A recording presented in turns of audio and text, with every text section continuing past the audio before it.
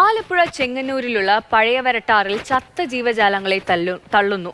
ദുർഗന്ധം കാരണം സമീപത്തെ വീടുകളിലെ ജീവിതവും സ്കൂളിലെ പഠനവും ദുസ്സഹമായിരിക്കുകയാണ്. 5 വർഷം മുമ്പ് വീണ്ടെടുത്ത നീരൊഴുക്കാണ് വീണ്ടും മാലിന്യ തൊട്ടിയായി മാറുന്നത്.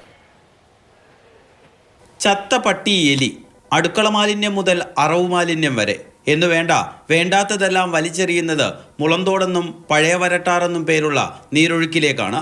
തിരുവൻവണ്ടൂർ ഗ്രാമപഞ്ചായത്തിലെ 4-ാം വാർഡിലാണ് മാലിന്യം തള്ളുന്നത് പതിവായിരിക്കുന്നത്. ഇവിടെ രാത്രിയിൽ വണ്ടിയിൽ വന്ന് സ്കൂട്ടറിലും കാറിലും ഒക്കെ വന്ന് മാലിന്യങ്ങൾ തള്ളുകയാണ്. പട്ടി, പൂച്ച ഇങ്ങനെയുള്ള സാധനങ്ങളും വീട്ടിലെ വേസ്റ്റ് മാലിന്യങ്ങളും പിന്നെ കോഴിയും അങ്ങനെയുള്ള സകലമാന വേസ്റ്റുകളും ഇങ്ങോട്ട് തള്ളുക. ദുർഗന്ധം കൊണ്ട് ഞങ്ങൾക്കിവിടെ ജീവിക്കാൻ പറ്റാത്ത ഒരവസ്ഥയാണ്. രാത്രികാലങ്ങളിൽ വാഹനങ്ങളിൽ വന്നാണ് പഴയ വരട്ടാറിലേക്ക് മാലിന്യം വലിച്ചെറിയുന്നത്.